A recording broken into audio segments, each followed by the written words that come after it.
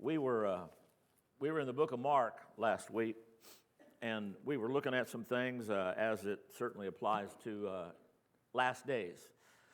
Tough times. I believe that a lot of reasons why these are tough times.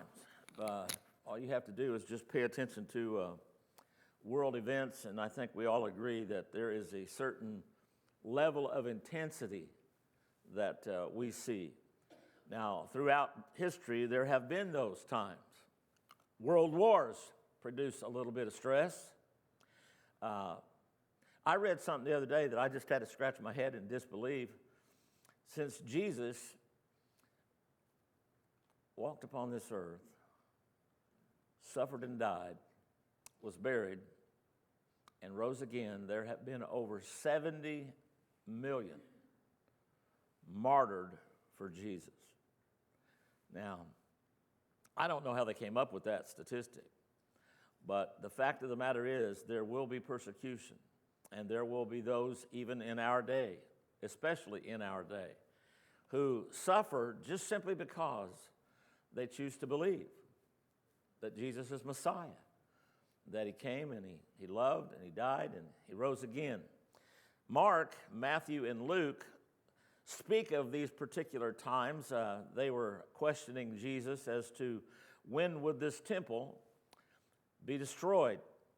Have you ever wondered why he didn't just tell them?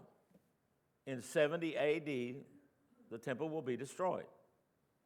Well, it goes without saying that what I'm about to share with you, I don't want to produce questions more than I give you answers, but it'll have you scratching your head a little bit, so here we go. In the book of Mark, we're going to look at something, and I'm going to actually go to the book of Luke. And if you go to both Matthew and you go to Mark and you go to Luke, you get an answer to the questions that the disciples were asking, four in particular. They wanted to know, when will the end times be? And so he gives an answer to that question. And we looked at that somewhat last week. In verse number 28, Mark chapter 13. Now learn a parable of the fig tree. When her branch is yet tender and putteth forth leaves, you know that summer is near. So you in like manner, when you shall see these things come to pass, know that it is nigh, even at the doors. What is nigh? His second coming back to this earth.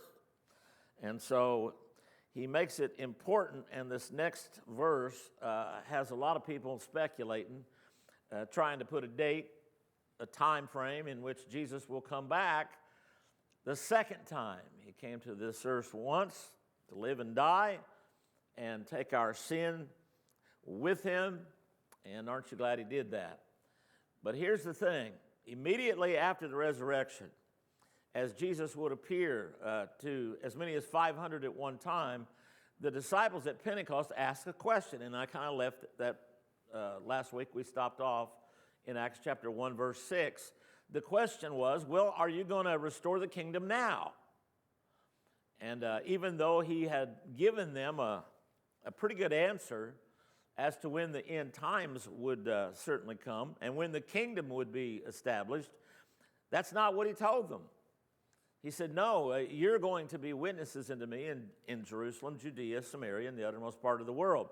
And he began to explain to that. And as he ascended, and I think it's probably, I don't even know if I gave you this particular verse, brother, but I think it's good that we read this because it kind of gives us a little bit of a precursor to where I'm going this morning. When he had spoken these things while they beheld, he was taken up, Acts chapter 1, verse 9, and a cloud received him out of their sight. And while they looked steadfastly toward heaven as he went up, behold, two men stood by them in white apparel. I wonder who they were. Which also said, Ye men of Galilee, why stand ye gazing up into heaven? This same Jesus, which is taken up from you into heaven, shall so come in like manner as ye have seen him go into heaven.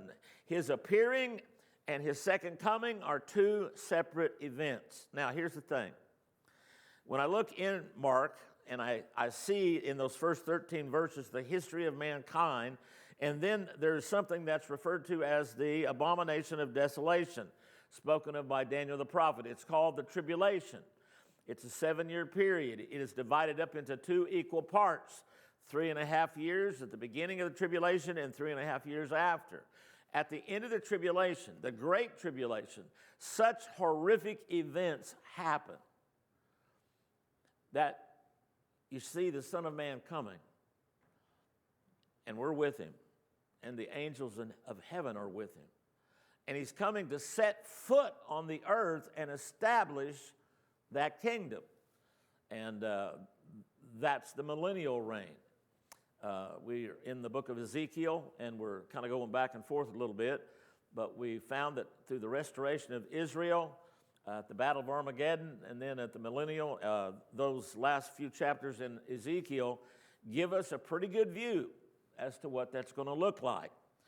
Well, when I get down to this particular verse, and Jesus said to them, when you see these things, know that it is nigh. The second coming is nigh. It's even at the doors. One of the most widely used phrases in the Bible is this: verily I say unto you, that this generation shall not pass away till all these things be done. And that's where the speculation comes in. What generation? And how long is a generation? Well, the generation that sees these things come to pass certainly is a result of Israel being restored as a nation. Most theologians, professors, pastors, evangelists understand that after 1948 you can count forward into the future depending on how far you count and what a generation he was referring to, and you can get a pretty good idea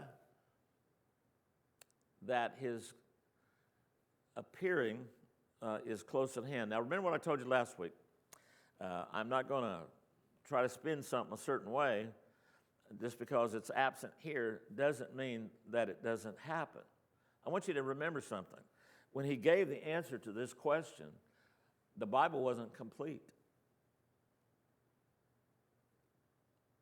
The disciples had a pretty good idea as to what Messiah should look like and what Messiah would accomplish. They had a real good idea from both the Old Testament prophets as to what the kingdom would look like. But they didn't have the rest of the New Testament like you and I do. And so Jesus says these words: heaven and earth shall pass away, but my words shall not pass away. And he makes a reference. And the first, dozen times I read this, it just got right by me. It's one thing to hear about something, but it's another thing to read it. They had no reference other than his point of reference. And so they were hoping against hope. Are you going to establish your kingdom now? No. And then there's this verse. Are you ready? Heaven and earth shall pass away, but my word shall not pass away. But of that day and that hour, no man, no, not the angels which are in heaven, neither the Son, but the Father. Take ye heed and watch and pray, for ye know not when that time is.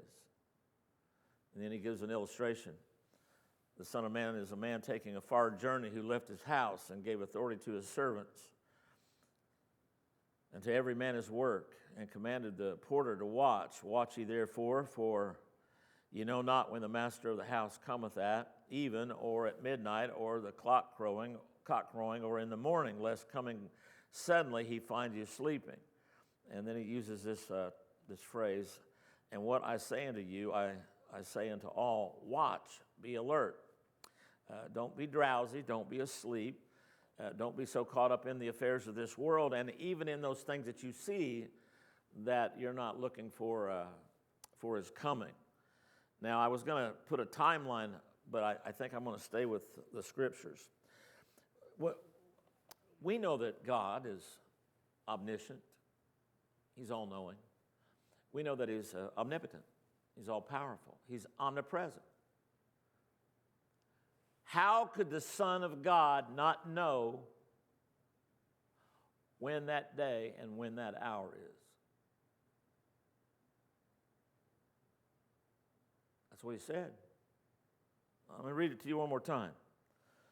But of that day and of that hour knoweth no man, no, not the angels which are in heaven, neither the Son, but the Father.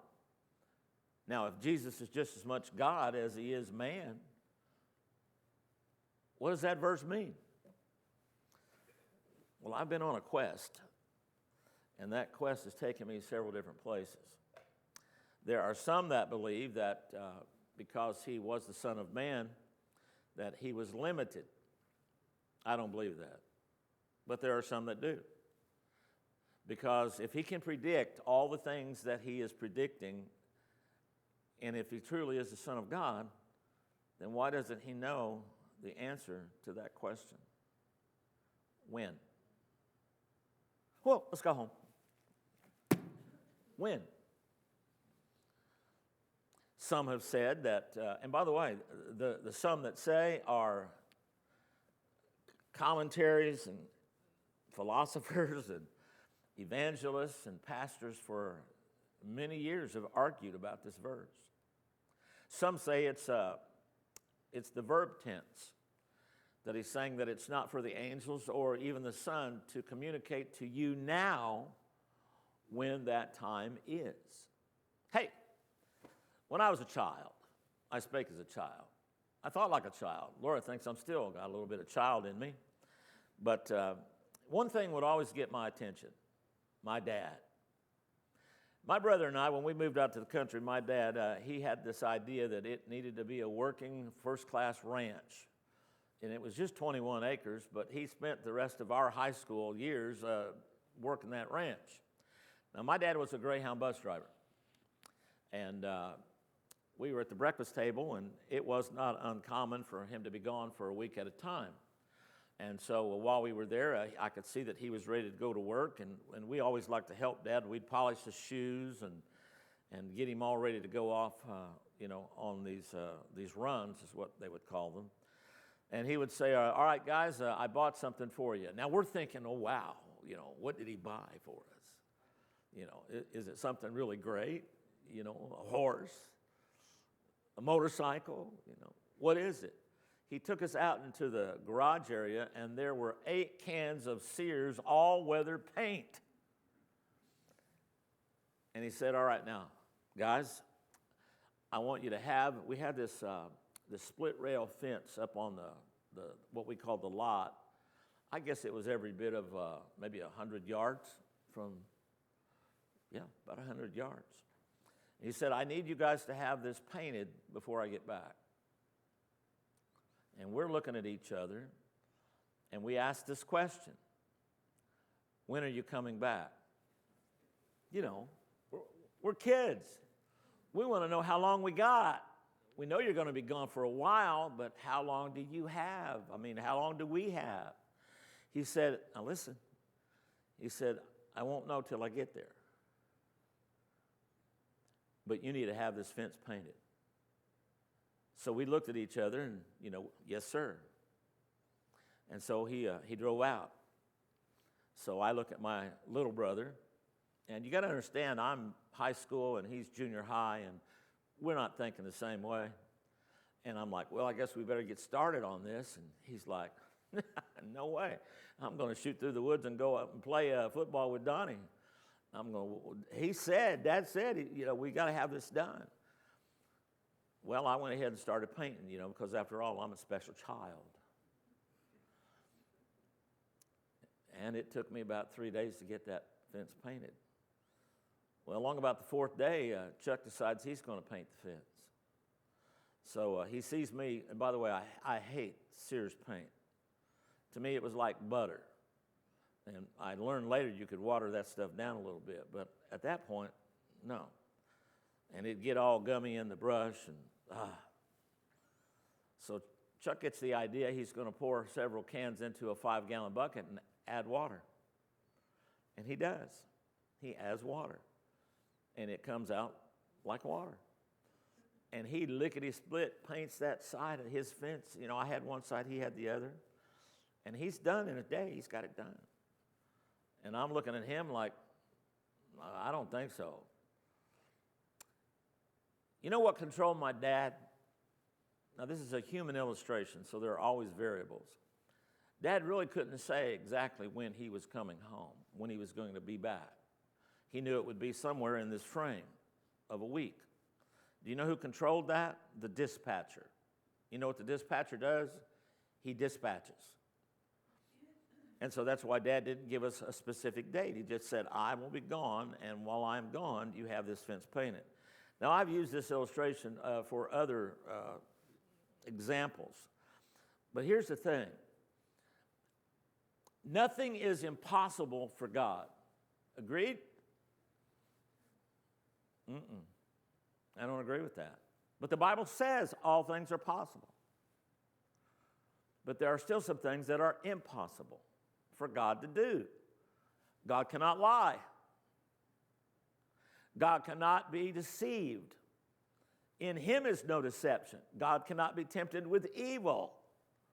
There are a lot of things that are impossible for God to do, and yet we all understand that when we read the verse and when we understand the verse, we recognize that the limitations that were set by God himself. So we're at that place where I'm going to give you the benefit of the doubt, and you're going to choose. Jesus is no less God if he knows the date or if he doesn't know the date. I have a tendency to believe that what he was saying is that I'm not at liberty to share with you when that day is. Is it possible that the Father is the dispatcher and that he knows when he's going to send the Son? Is it possible that the Son knows that he's going to come back? Look at John 14. Is it possible that the Son knows he's coming back, but he doesn't know the specific time? I think it's highly unlikely, but yeah, it's possible. So no matter how you read that, it still comes out the same. God the Father knows when these things will happen. I don't. I can't give you a day. I can't give you an hour. I can give you my best guess, but I would be a fool to try to put a date on that. I would be even more foolish to say, well, it's God's problem if he doesn't come back when I say he's supposed to come back.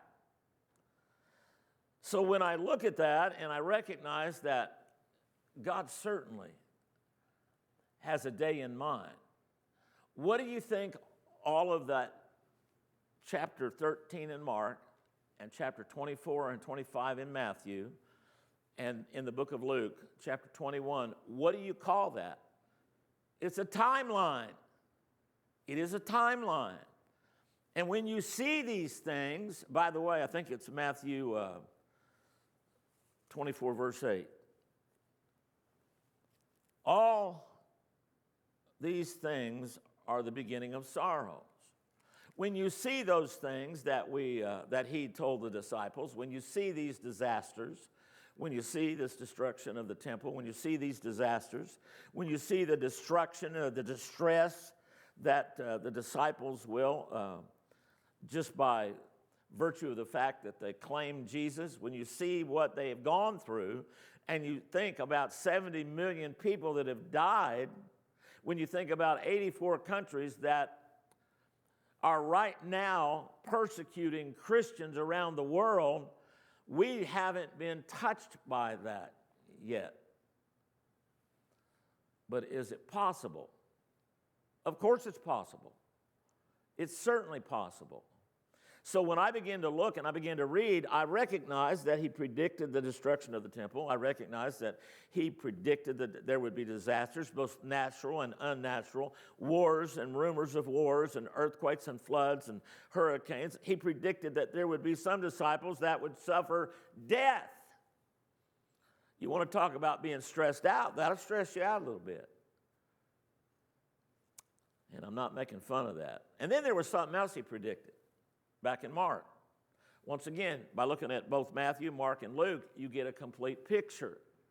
He predicts that the gospel will be preached to every creature. Did you know that in the tribulation, there will be true witnesses that will absolutely preach the gospel? And there will be 144,000 Jews, 12,000 from each tribe, that are going to preach the gospel. Once again, what's the gospel? The death, the burial, and the resurrection of Jesus. Don't be confused. That is the only gospel. And if another man preaches a different gospel, let him be accursed. That's the gospel. While these things are happening, it's not any doubt in my mind that the world, the nations, will hear the gospel if they haven't heard it already. Now, I'm going to kind of give you a little bit of a look-see into this old boy's mind. I'm confident that Jesus is coming back, but I don't know exactly when. But here's a time frame. He gives us enough information that if we see these things and we recognize these things, he said, you're to look up because your redemption draws nigh.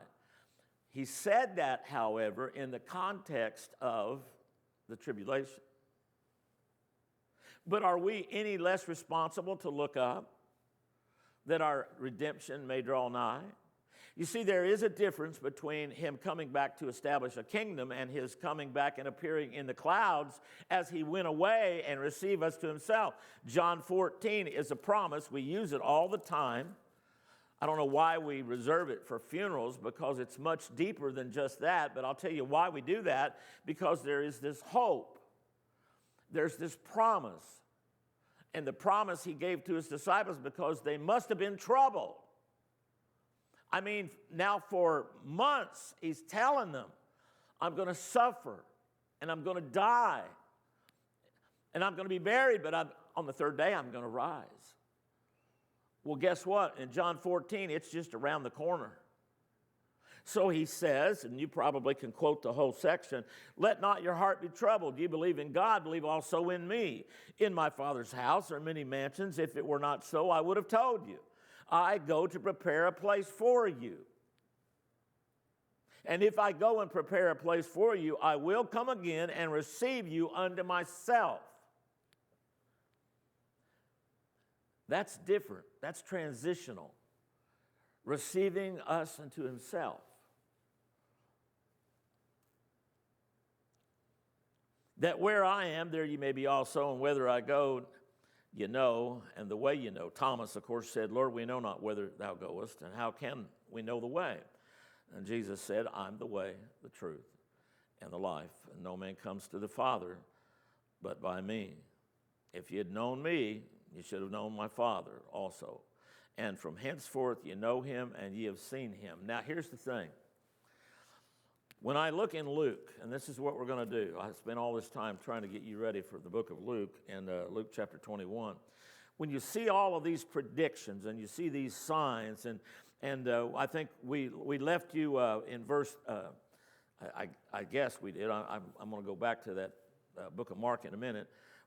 We left you with this, he that endures to the end shall be saved. Well, what did that mean? It meant that when persecution comes, when trial and tribulation come, when it comes today, when it comes in the tribulation, whenever it comes, you endure not because you think that's what saves you. You endure because you are saved. And that certainly is an important thing to understand. So we are to be alert. We're to be watching. Mark chapter 13, verse 14, ushers in the tribulation period. Now, if I were to ask you a question, what section gives me a description of when that time is going to come and what's it going to look like? Well, in the book of Luke, verse 21, or chapter 21, when you look at verse 6, it's the prediction of the destruction of the temple. It's just like in Mark and Matthew. In verse 8, it's that deception that he spoke of. In verses 9 through 11, there are those disasters, natural and unnatural. There's the distress of being a disciple in verses 12 through 19. Mark 13:10 says that all of the world will hear, all of the nations will hear the gospel. And finally, in Mark 13:13, he predicts the disciples and their devotion will be challenged. And that's where we got He that endureth to the end shall be saved. You don't endure to the end to be saved. You endure to the end because you are saved. So then, what am I waiting on? What am I looking for? Well, here it is. Luke chapter 21 and verse 20. Now, I had made one of these up. The book of Revelation is filled with, from the 6th chapter on to the 19th chapter, it's filled with information about the tribulation. In the time we've got, I can't go through all that. But there are certain judgments that happen, and these happen periodically. There's a scroll as such, and on that scroll are 7 seals. And when that seal is broken, when that first seal is broken, now this is crude. It's not like I left it in my lunch box. But when you begin to unroll the scroll, you break the first seal. There's a judgment. In the book of Revelation, we'll talk about this another time, but there's a judgment. When you go and you break another seal, there's a second judgment. These 7 seals represent 7 years. When you unroll it again, there's another judgment, and another, and another, and it goes all the way down to the 7th judgment. The 7th seal is broken. When that 7th seal is broken, you're well into the latter part of the Great Tribulation, and it's not so great. It's more horrific than any movie producer or director. You haven't seen the likes of what happens in that 7th seal.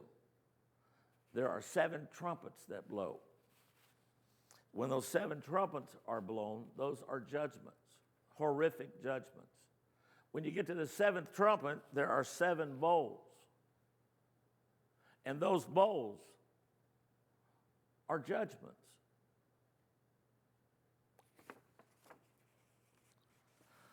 Well, what does that have to do with anything? Well, it has to do with everything. I told you that I wouldn't take the answer that he gave and try to spin it some way where I can place the rapture within that text. But I will tell you this much. It's my belief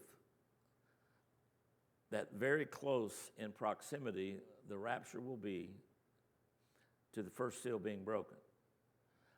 Now, I'm going to tell you something that I don't know if you realize it or not, but I don't know when that is. And here's something else. You don't either. Nobody does. But I do know this, that when I begin to see these things, and especially what I'm about to read to you, I better be looking up. I better be getting ready, because my redemption's drawing nigh. And I'm going to give you some verses to kind of challenge you to read this week, because I can't get through them all. But here we go. In verse 20.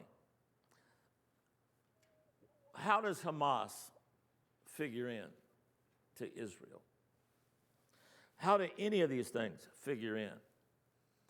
He said in the answer to the question, Luke records this, in your patience possess your soul.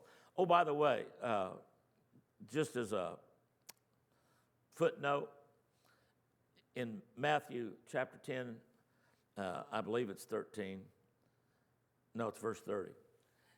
He speaks about the very hairs of your head being numbered. For some, that's easier than others, but here's the point. He knows where you are. He knows who you are. And so as I see these things that he's predicted, as I see them come to pass, in verse 20, and when ye shall see Jerusalem compassed with armies.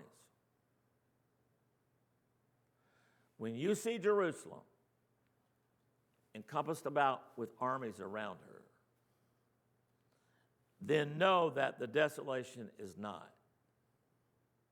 See, Dad's coming home. I don't know exactly when. But he's given me a timeline. And when certain things come to pass, unbeknownst to me, And yet I recognize there are certain signs, and one of those signs is this. When you see Jerusalem encompassed about with armies, you remember I told you that there are 52 Arab Islamic states that surround Israel. One Jewish state, 8,130 square miles. 52 Islamic states. Armies on every border. I see that now. You know, there's one place in this world, my wife and I, we've talked about this. Laura and I have talked about this. I probably should, but I don't. It's probably a failing, but I have no desire to go to Israel. Now, there'll be a day when I want to go. There'll be a day when I'm there. For how long, I don't know. Think what it would be like if you were Israel and everybody wants your piece of the world, and they're willing to go to great lengths to get it.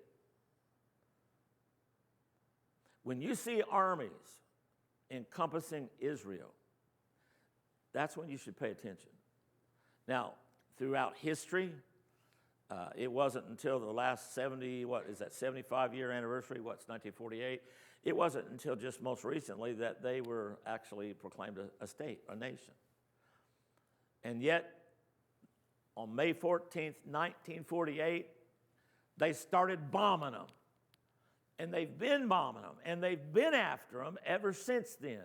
And now that will intensify with this coalition of at least 6 of these Islamic states. Some say that there are 2 others. There's a total of 8. One of them we know is Russia, and the other one is Iran. When you see them encompass Israel, that's coming down the driveway. And by the way, we were at the breakfast table, and I saw that Ford clear the hill. And I poked my brother and I said, Dad's here. And he sat up and I sat up, and he comes over that hill and he's looking down the fence. And he comes and he sees one side of the fence and he sees the other, and he stops. And he backs up. And he looks at my brother's side of the fence. And I'm like, uh-oh. Because I'm going to catch it as much as he's going to catch it. And then he comes on down. Now that's a human illustration, and it lacks the thrill of shake, rattle, and roll, let me tell you, even though I thought we were both going to get shake, rattled, and rolled. But when he walked through the door, here's what he asked. Who painted the backside of that fence? And I, being the perfect son, said, he did. He did it. Well, so much for that. Dad's close. He's real close. If he promised when he left to prepare a place for us so that he could come and receive us to himself, why would I not look at that and go, it might not be tomorrow, but it could be. Now, this is where I'm going to rely on some of my peers. I know, I think I've said this more than enough. You want your pastor, you want your preacher, you want the evangelist to be emphatic.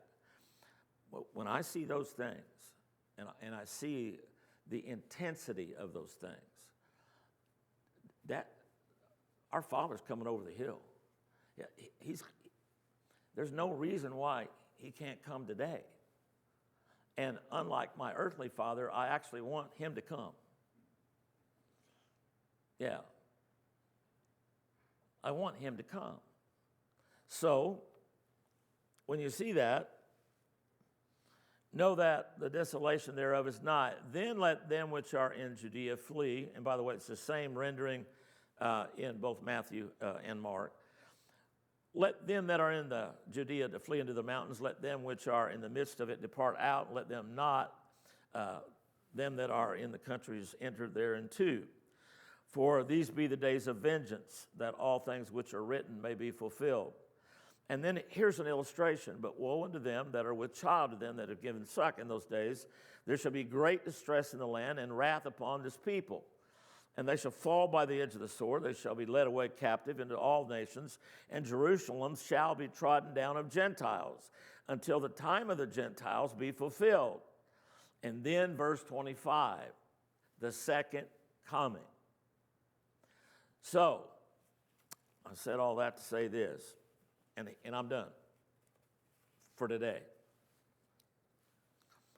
When I look at the answer in both Matthew and Mark and Luke, I come up with 5 things. Here they are. I'm not going to develop each one of them. I'm going to mention them. First of all, I need to read. I have the capacity to be able to read. And Jesus said, when you read these things, not necessarily hearing, so we know that it wasn't just that particular generation. It wasn't just the disciples then. It was disciples later that could read about these things. So we need to read, we need to study, we need to recognize these things. We need to remember that he's gone to prepare a place for us, that when he comes back, we're going to go with him. I'm going to give you some homework here in a minute. I'll give it to you now. 1 Thessalonians chapter 4, verses 13 through 18. John 14, 1 through 6. Read those together, and it'll make a little bit more sense. 1 Thessalonians 5, 1 through 9. The first example that Paul gives is about us. We, us, the believer. The next example is about them, they. And the third example is 2 Thessalonians chapter 2. Read the whole chapter. That's about he, him, and they. He, him, and they. When I look at all of those things, I have to admit one thing. Jesus could come back at any time.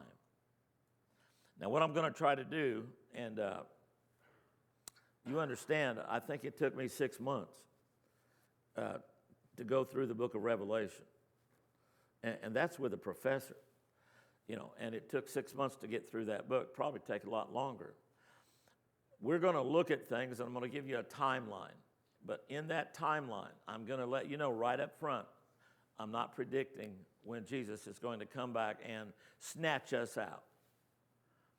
I can't. I don't know. I don't know if I wish I did or not, but I don't know.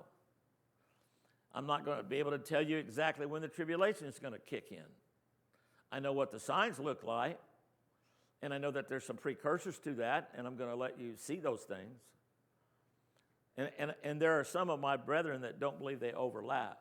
That they believe that it's cut and dry. Dr. David Jeremiah, I listen to him. I listen to about half a dozen guys just to try to get a feel for this thing. And there are some guys that are premillennialists, of which I'm probably a part of that I believe that there will never be a time when we suffer the wrath judgment of God. But that does not discount the fact that we might see all of those signs that he talked about before that tribulation. And what would that include?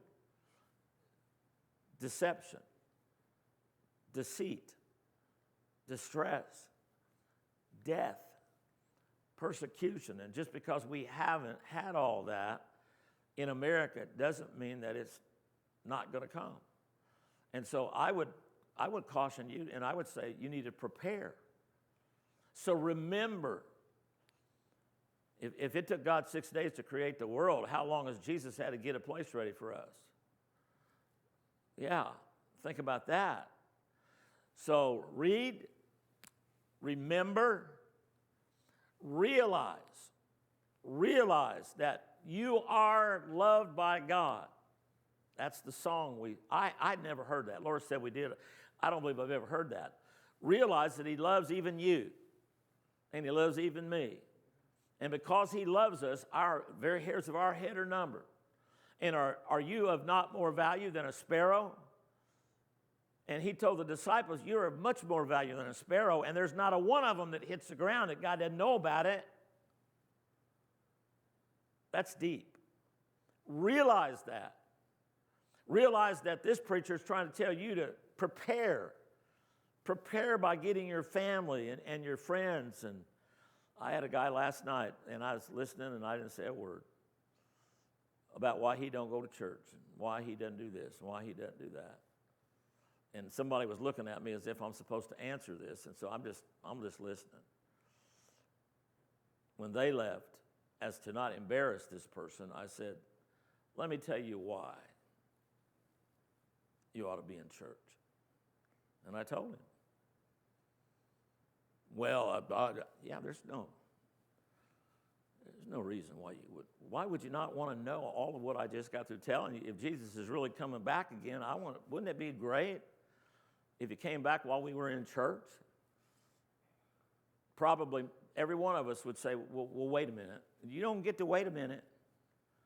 I mean, when he comes and there's this shake, rattle, and roll that I'm dying to preach, I hope I don't literally die. I heard Dr. David Jeremiah say this. He has no problem with death. He told a story about this little boy that was in school, and I'm assuming it was like a Sunday school. And so the teacher said, how many of you want to go and see Jesus? You want to go to heaven when you die? And all these kids raised their hands. I guess they were schooled properly. They all raised their hands, but this one little boy. And so the teacher went over to him and said, you don't want to go to heaven when you die? You don't want to see Jesus? He said, well, yeah, I do, but I thought you were getting a load ready for today.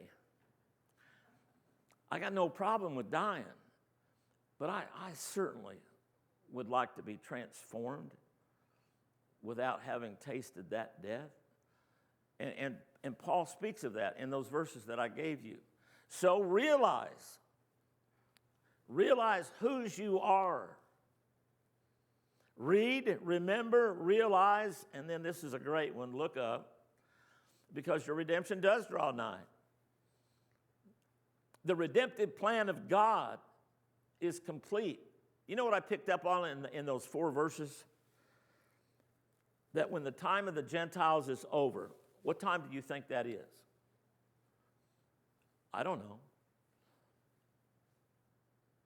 But it's drawing to a close. When the time of the Gentiles is over. We live in a church age. We live in a dispensation of grace. We live in an age when we can go to church, and at least in this country, so far so good, we can go to church and preach Christ and talk about the rapture and talk about all this without fear of being persecuted. Oh, you might get a bad look from your employer or somebody, your neighbor or something like that, but we're talking about the 84 countries that are now actively being persecuted. Well, that might happen, but here's the deal. Remember, realize your redemption draws nigh. And then I had to put one other R in there. The rapture's going to happen. I don't know when. I don't know when. But you can stand. You can stand at your feet. I'm done. I don't know when. But I know this. It's sooner and closer today than it was 50 years ago when I got saved. It's a lot closer. And as we see those things intensify and those signs are becoming more and more evident and they're prevalent, we ought to be ready. We ought to be ready. Lord, I pray that sometimes it's difficult in a short period of time to give everything that we need to give, but the one thing I've got from this is that the Bible is not short of answers. We tend to be short in patience and long-suffering, and Lord, sometimes I think we want to microwave theology, but it doesn't work that way. So, Lord, give us of your Spirit. Help us recognize these things, to remember and realize, and certainly, Lord, even so, come, Lord Jesus, and receive us into yourself. And Lord, we'll thank you that we're your kids. And Lord, you love us. And I believe that what you've got prepared for us, eye hath not seen, ear hath not heard, the things that God has prepared for them that love him. And I pray that you bless this church, you bless us today as we go into our homes, and help us to be mindful that you're coming back again. In Jesus' name, amen.